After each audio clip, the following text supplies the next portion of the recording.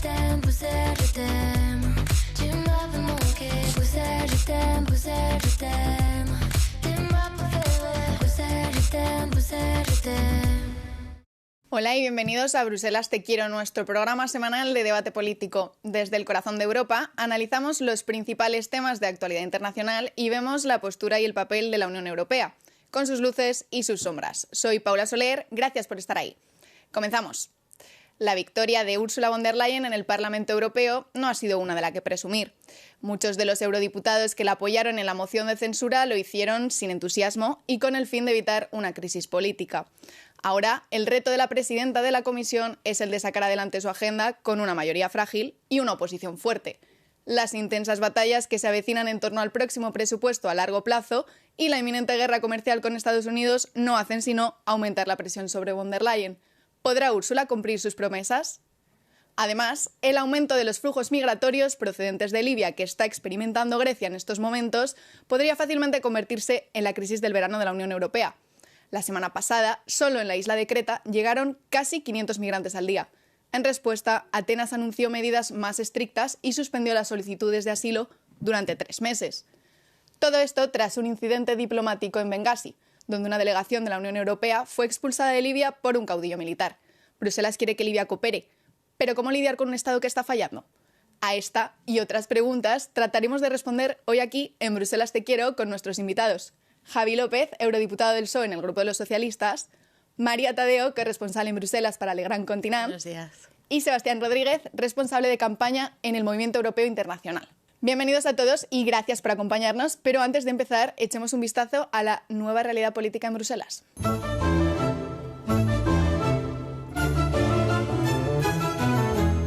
A simple vista fue un buen día para Ursula von der Leyen.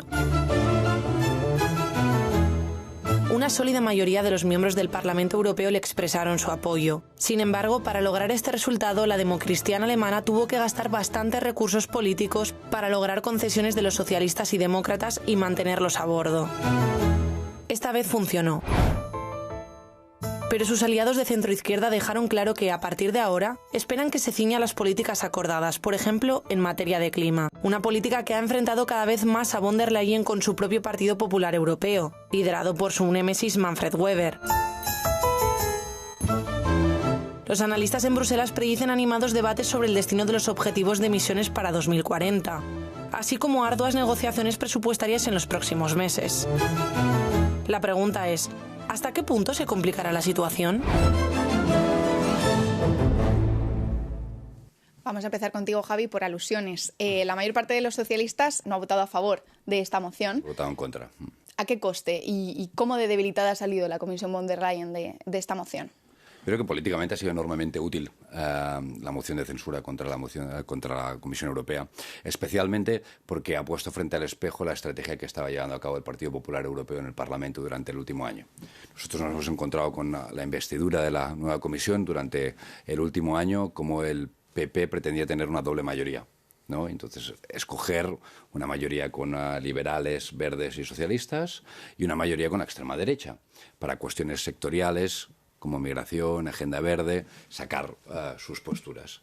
Yo creo que esto lo que ha pasado es pone como espejo y desnuda esa estrategia y hace ver al Partido Popular que no existe una doble mayoría funcional, que la extrema derecha quiere derribar la Comisión Europea, que lidera, que mayoritariamente además tiene comisarios del Partido Popular, que no es funcional en términos institucionales, aprobar cosas con la extrema derecha, con los 3 grupos de la extrema derecha de la Eurocámara, y que el único camino posible para dar estabilidad a Europa es un acuerdo estructurado y cooperación con liberales y socialdemócratas, y que obviamente eso tiene un coste político en términos de negociación.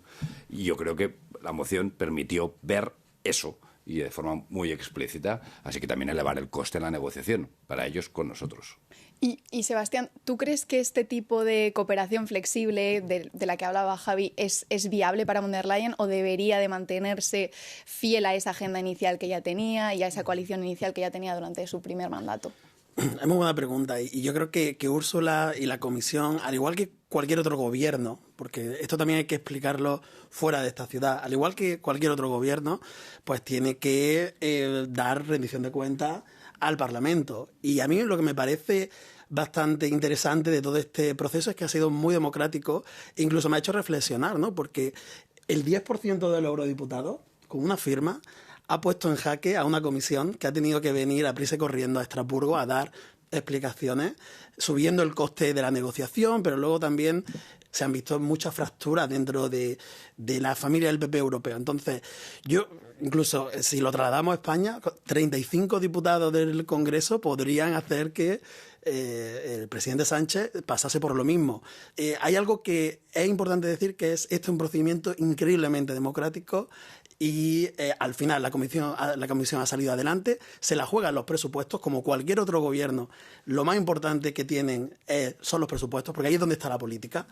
En España llevamos 3 años sin presupuesto, es decir, para siempre poner las cosas en perspectiva.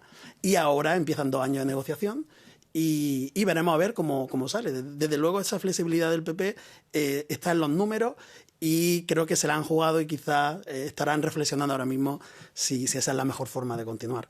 Y María, sobre esas mismas fracturas de la Comisión, ¿dónde ves tú los rotos en las costuras de la Comisión von der Leyen? Bueno, yo creo que es que hay un cambio fundamental, ¿no? Cuando vemos la primera Comisión de von der Leyen estábamos hablando de la ola del Pacto Verde. Si vemos Europa en 2025 y los resultados, además, de las europeas, no es la misma mayoría. El Partido Popular ganó las elecciones europeas, el equivalente del PSOE en Europa, y los liberales perdieron apoyo. La agenda política ha cambiado tremendamente en Europa.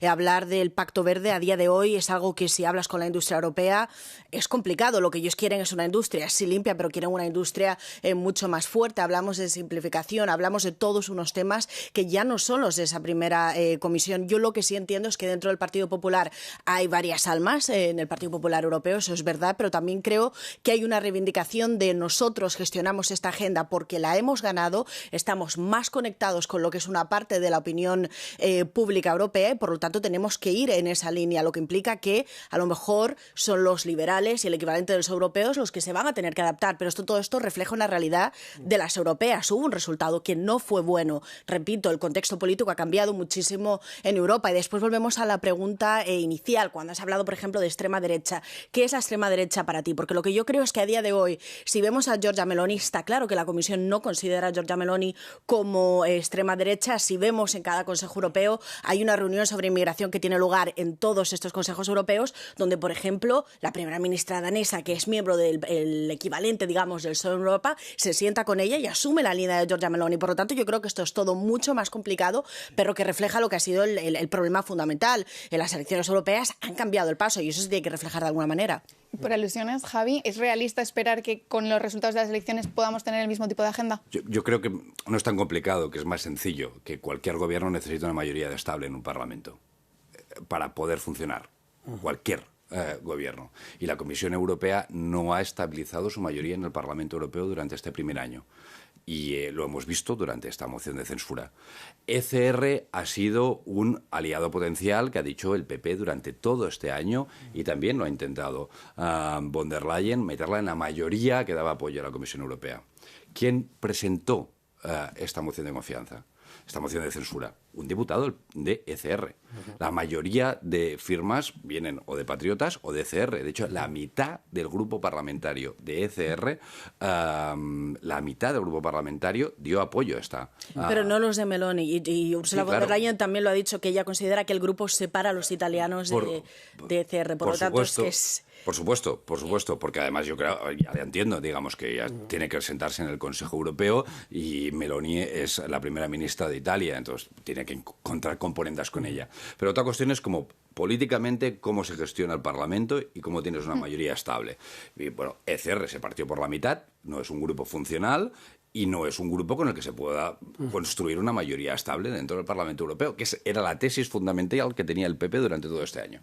Y eso ha saltado por los aires. Entonces, obviamente, a los resultados hay que dar respuesta. Pero el PP tiene 170, 180 escaños. Le faltan 200 para construir una mayoría. y sacó un resultado muy similar al que tenía hace 5 años, y nosotros también, ¿no? Bajaron notablemente liberales y verdes. Hay que adaptarse a esa realidad, pero solos con mayorías se pueden construir estabilidad en las instituciones. Sebastián, ¿consideras que ha ganado entonces la extrema derecha de esta moción? Porque al final esto empezó siendo una cuestión de transparencia sobre el tema de las vacunas y acabó siendo otra cosa. Voy a contar una anécdota. Yo vivo en Málaga. Durante la semana en la que se está debatiendo, pues yo tengo una rutina normal, incluso me considero que soy más informado de lo normal, porque pues, me pongo en la radio, veo los periódicos, paso el día, los niños al summer camp, y cuando al final del día, pues durante el día no vi ningún tipo de mención sobre esto. Y luego cuando los niños ya están durmiendo y me pongo en el sofá a ver Instagram, veo que está la extrema derecha completamente copando esta conversación. Cogiendo unos segundos del discurso de Weber, donde decía nosotros, el PP, con los liberales, con los socialdemócratas, nos ponemos de acuerdo siempre, y bueno, sacándolo de contexto y también pues, haciéndole el spin de decir, oye, aquí hay una élite o unos que siempre se ponen de acuerdo y nosotros somos los únicos que estamos defendiendo al español ¿no? Honesto y que trabajador. Y luego me metí a distintas cuentas de los distintos partidos de España y nadie había cubierto esto. No estaba en El País, no estaba... Digo, pero bueno, esto, al final, ¿quién se está beneficiando de todo esto? Yo creo que se han beneficiado, de nuevo, han dado otra mini píldora de las que ellos hacen para decir que la Unión Europea es ingobernable o que hay caos en la Unión Europea. Cuando lo que hay es lo contrario, cuando lo que hay es que los diferentes se unen e incluso entre los diferentes hay muchos mecanismos de control al gobierno que ya nos gustaría verlos y a ellos les gustaría también incluso verlo a nivel nacional, ¿no?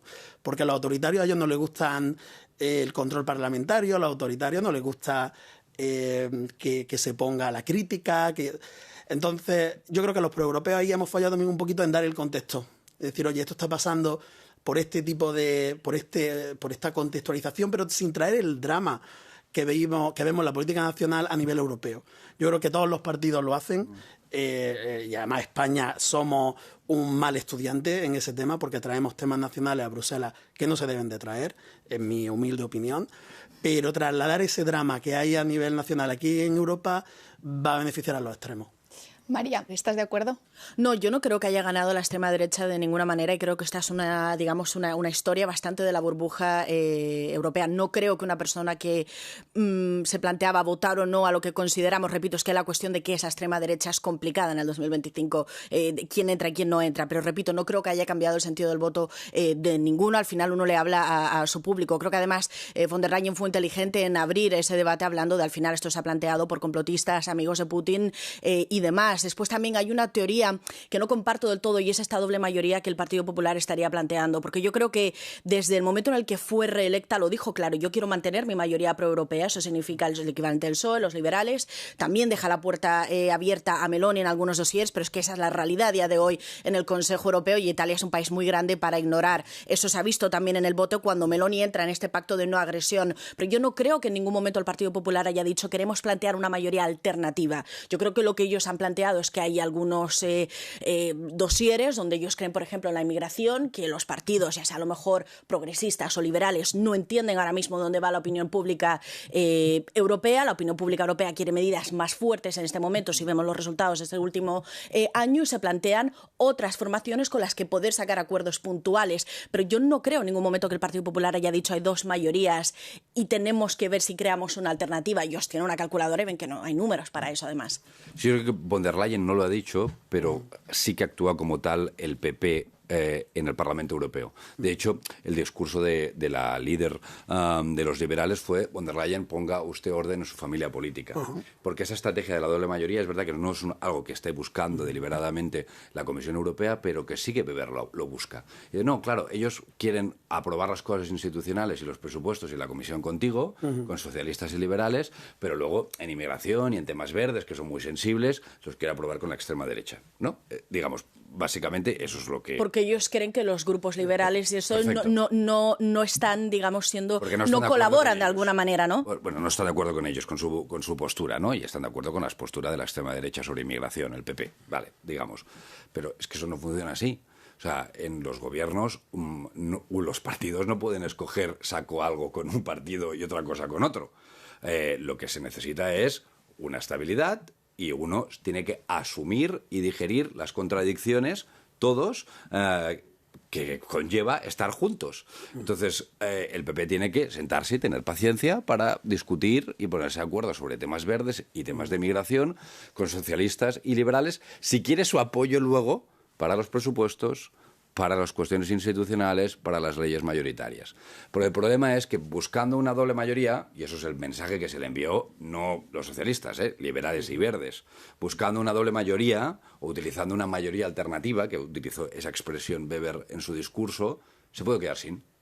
Y eso es lo que le dijimos a von der Leyen, porque quien va a pagar las consecuencias no va a ser el grupo parlamentario del PP, va a ser la Comisión Europea y la Estabilidad Institucional de Europa. Y Sebastián, estas mismas tensiones de cara a los presupuestos a largo plazo que acaba de anunciar la Comisión esta misma semana, ¿cómo crees que se van a trasladar? ¿Dónde crees que pueden estar los desafíos para que los diferentes grupos políticos se acuerden en este tipo de temas, en la agricultura, en las prioridades tradicionales y las prioridades más modernas, como seguridad y defensa?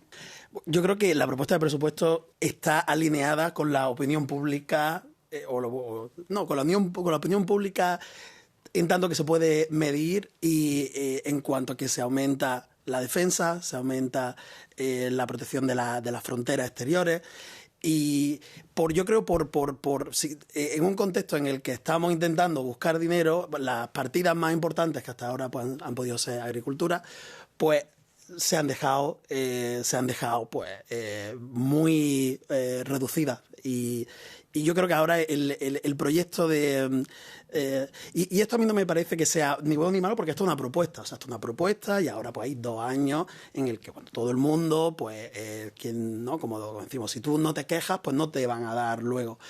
Pero a mí lo que me parece, no sé lo que os parece a vosotros, pero lo que me parece es que peleamos por unas cifras que son ridículas. O sea, estamos hablando del 1,8% del presupuesto europeo. No es comparable, pero por tener una referencia, el presupuesto americano de los Estados Unidos es un 24%, el de China un 18%, y aquí en Europa tenemos un presupuesto que es muy pequeño, que se podría estar financiando con recursos propios que lo paguen los grandes polutores, que pague el tabaco, que pague las grandes tecnológicas, buscar esos recursos, porque está en el mandato, que también en los tratados que nos hemos dado, que haya más deuda mancomunada, que podamos ir a los mercados como Europa y coger prestado ese dinero, y que se dedique a temas que sean prioridades para los europeos. Ahora mismo las prioridades son, como tú bien has dicho, pues los franceses quieren esto, pero a cambio los polacos te dicen que cohesión, y luego los españoles nosotros llegamos. Y claro, esto es un horse trading, ¿no? O sea, esto es un trueque que no es sostenible. Tienen que ser prioridades meramente conjuntas europeas lo que decida el presupuesto. María, y sobre los presupuestos de esta propuesta de los 2 trillones que hay para 2028... Que no son 2 trillones, además. ¿Qué crees que diría Draghi? Primero que no es ese número. Lo hemos visto además que incluye repagos de deuda que tendrían que ir. Además, hablabas de los recursos propios. La Unión Europea ha tenido grandísimas dificultades para sacarlos adelante. Por lo tanto, no está claro que vaya a poder recaudar de esa manera. Además, sabemos que es el punto inicial. Yo creo que aquí todo el mundo que ha participado o cubierto de alguna manera un presupuesto sabe que se arranca de un número y después se termina siempre rebajando. La opinión de Alemania esta mañana ha sido clara. Esta idea de una deuda común para ellos es algo que simplemente políticamente no es viable. Obviamente Berlín a una propuesta de este calado tiene que arrancar con esa idea. No sé si puede evolucionar o no. Hay momentos en los que el no alemán se convierte en un sí, pero yo sí que creo que primero esta idea de es un presupuesto que no le gusta a ninguno. Yo nunca he visto un presupuesto que le guste a todos. Esa es la realidad de la política. Segundo, si quieres reorientar tanto la agenda, pero también hablamos de no hay nuevos recursos, ese 2 trillones es un número de spin político, no lo es menos. Es complicado si no hay más dinero en la mesa. Sí que creo que es un presupuesto interesante en algunas cosas. Cuando vemos defensa, por ejemplo, cuando toma riesgos, veremos en qué termina, pero en política agraria, política de cohesión, no hay vacas sagradas en Europa. ¿Y por qué tienen que ser gobierno. No se puede plantear un debate sobre estos dos temas. ¿Por qué? Me interesa la pregunta. Creo que hay momentos en los que sí toma riesgos, pero para responder a tu pregunta, el informe de Mario Draghi salió ya hace casi un año. Sí. Apenas se ha movido. ¿Este es un presupuesto que lleve a esa visión de Mario Draghi? Yo no lo creo en este momento. Y Javi, ¿qué balance haces de las partidas que se han dedicado a las tradiciones, a las políticas más tradicionales y las políticas más nuevas como socialista? A mí me preocupa que se haya metido un tajo notable a la agricultura y a la cohesión.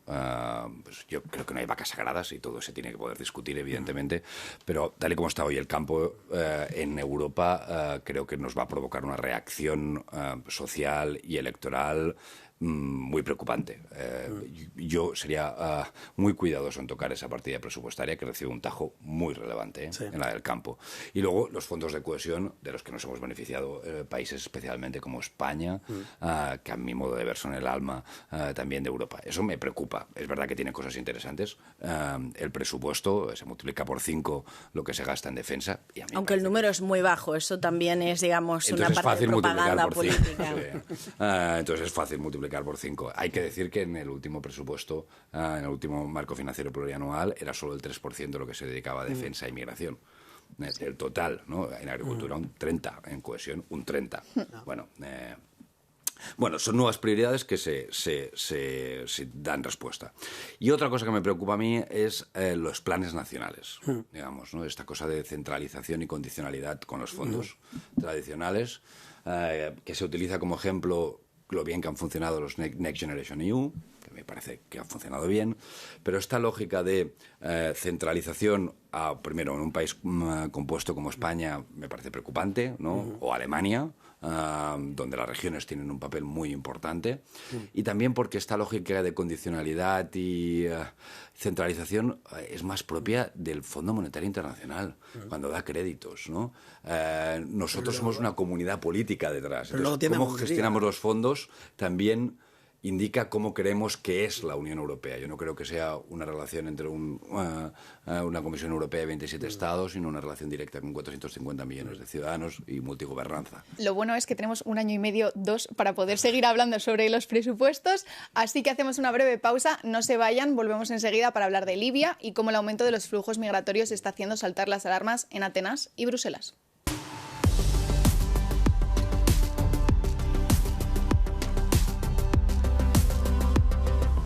Bienvenidos de nuevo a Bruselas Te Quiero. Soy Paula Soler y junto con mis invitados repasamos algunos de los temas de actualidad de estos últimos días.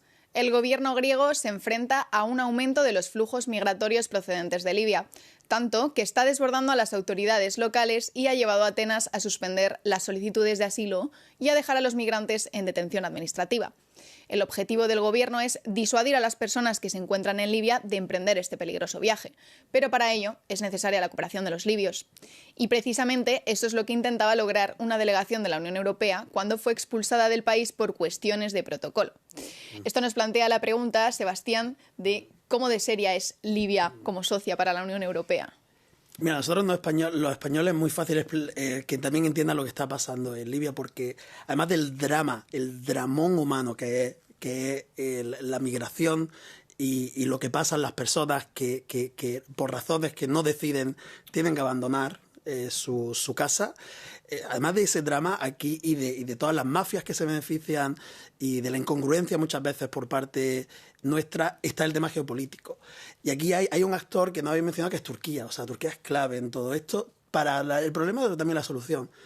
Porque tanto Turquía como Libia están queriendo presionar a Grecia y a la Unión Europea, por ende, porque hay reclamos en el mar Egeo queremos más territorio, o hay unas disputas, digamos, territoriales.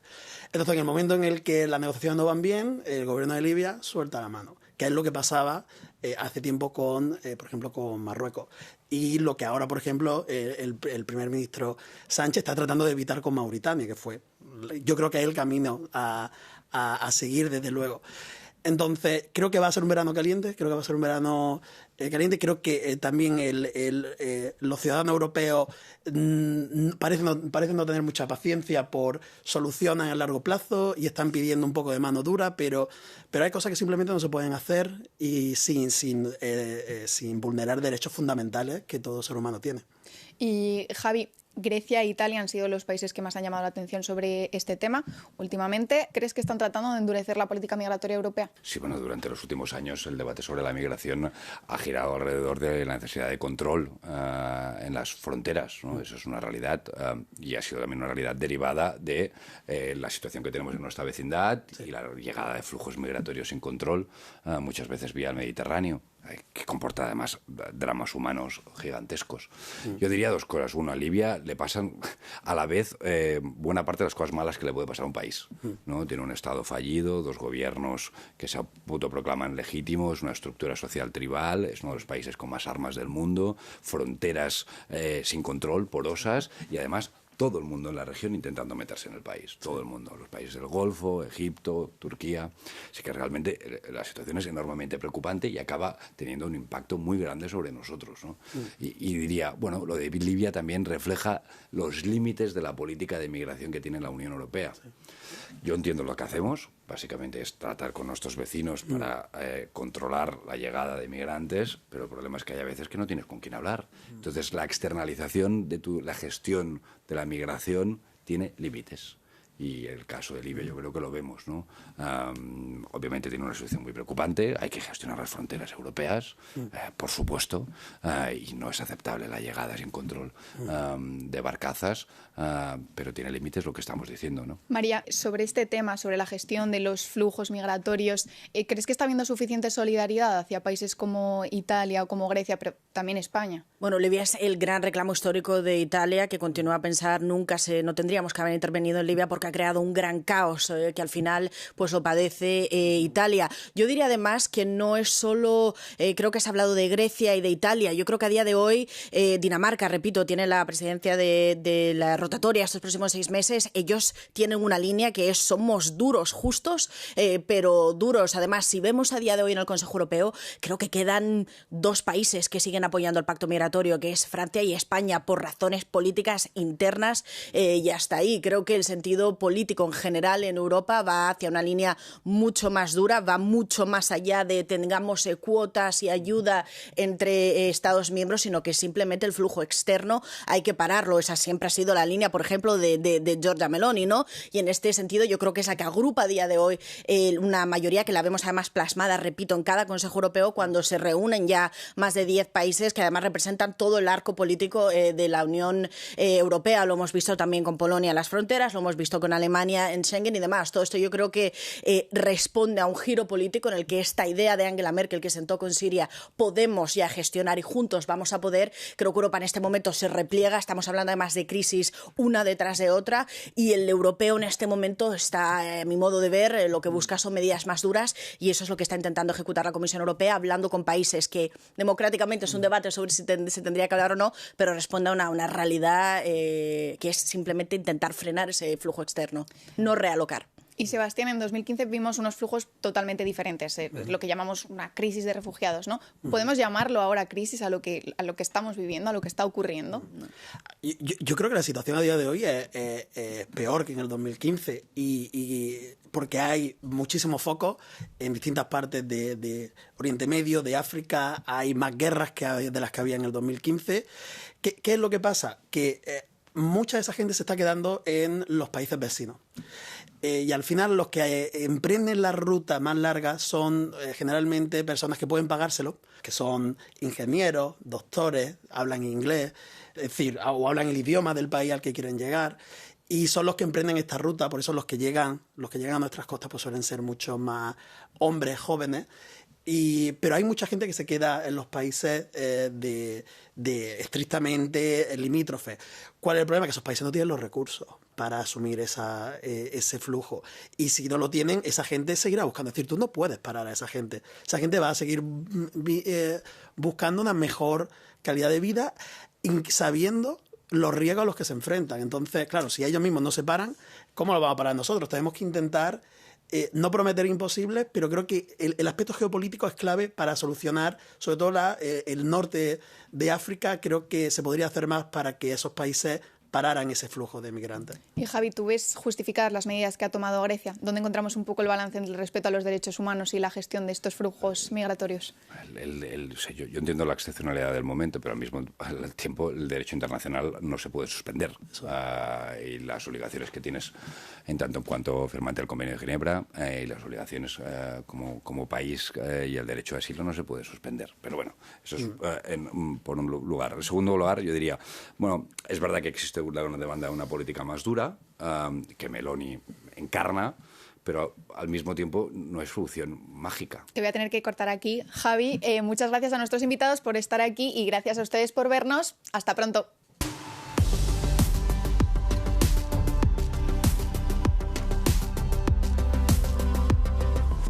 Hola y bienvenidos a Bruselas Te Quiero, nuestro debate político semanal en Euronews. Soy Paula Soler y me acompañan Javi López, eurodiputado del PSC en el Grupo de los Socialistas, María Tadeo, corresponsal en Bruselas para Le Gran Continent, y Sebastián Rodríguez, responsable de campaña en el Movimiento Europeo Internacional. La relación entre la Unión Europea y China se encuentra atrapada en un ciclo de descontento y no parece que la situación vaya a mejorar.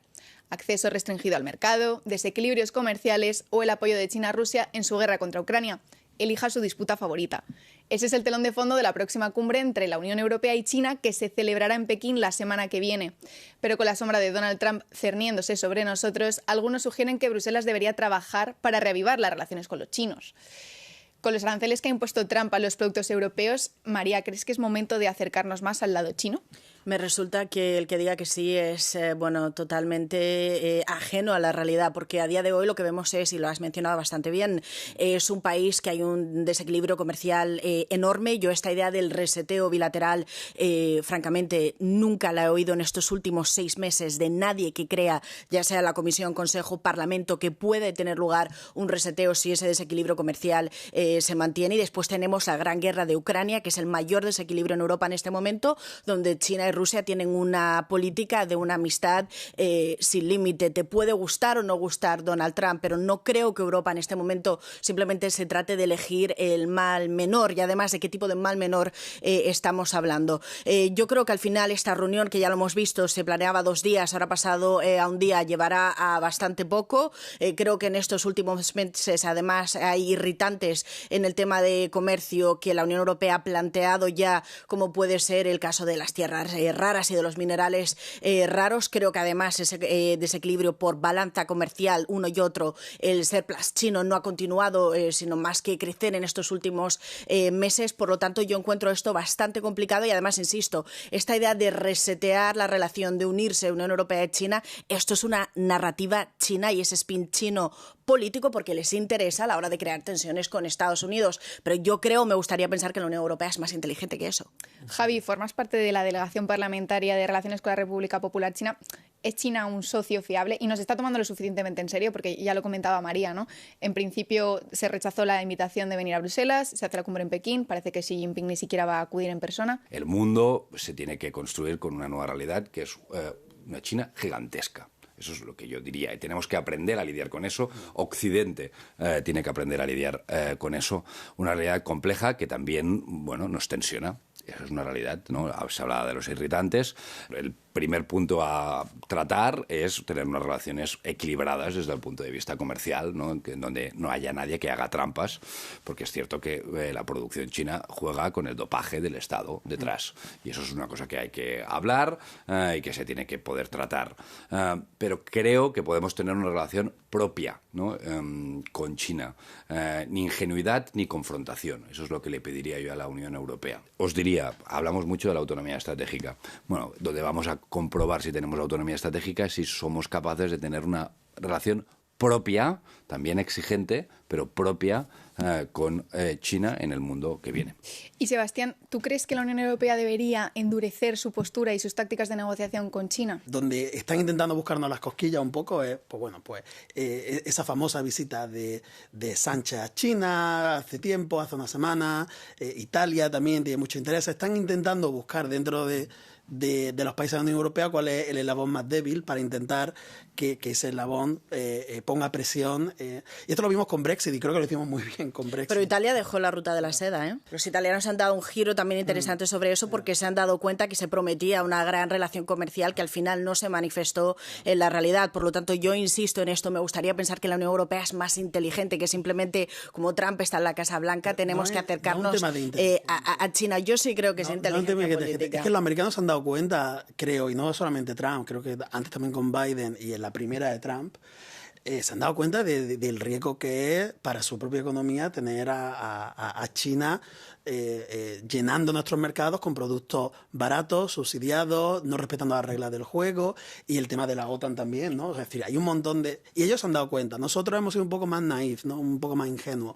Pero es verdad que estamos solos. Eso sí es verdad que ya tenemos una guerra abierta con Estados Unidos que veremos a ver cómo se resuelve, y estamos solos. Por lo tanto, no es que sea propio, es que creo que estamos solos y tenemos que intentar que defender nuestros intereses y nuestra forma de hacer las cosas, pero China sigue siendo China, ¿no? Sigue siendo... Javi, ¿qué podemos esperar de esta cumbre? ¿Para qué reunirse entonces? Si los puntos de distensión son tan diferentes, ¿dónde podemos encontrarnos a medio camino?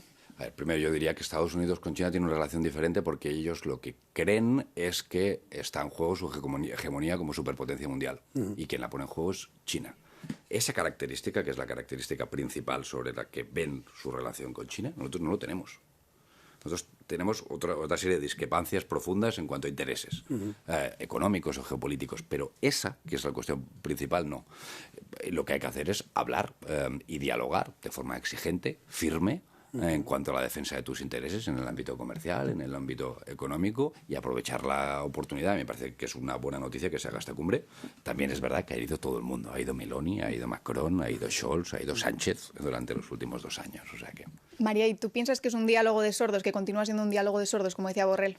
En gran medida yo sí lo creo. Por ejemplo, cuando hablamos de Ucrania, yo creo que esta frase de hay que hablar con China para que nos pueda ayudar de alguna manera con Ucrania, ya son 2 años que hablamos de esto. Si Xi Jinping quisiera mediar, ya lo habría hecho. No lo ha hecho en este momento. Yo creo que además este desequilibrio comercial, no hay ninguna indicación en este momento que se vaya a mejorar, sino, ojo, se podría empeorar porque China ve que el mercado en Estados Unidos también se le ha complicado. Se han reducido los aranceles, pero está claro, como lo hablamos antes, que la política de Estados Unidos es mucho más, digamos, halcón con respecto a China. Yo sí que creo que sirve ir a China a plantear un diálogo, pero que tiene que ser un diálogo que ya produzca algo sobre el papel, que en este momento no se ha conseguido. Y si lo que implica es ir, plantear un mensaje, que las conclusiones sean pocas y de poco valor, pues igual vale la pena ir, pero repito, no creo que bajo ningún concepto se tenga que plantear esto sobre el reseteo de la relación si no se cambian cosas materiales. Después, hemos hablado de Europa está sola. Yo creo que en este momento no está sola.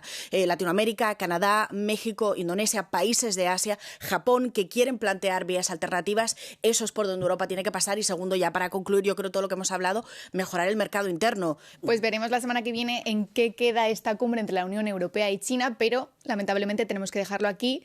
No tenemos más tiempo. Muchas gracias a nuestros invitados por estar aquí y a nuestros espectadores por vernos. Si quieren comentar este u otros temas, pueden escribirnos un correo electrónico a bruselastequiero@euronews.com o contactarnos a través de las redes sociales. Nosotros nos despedimos por hoy. Cuídense y hasta pronto.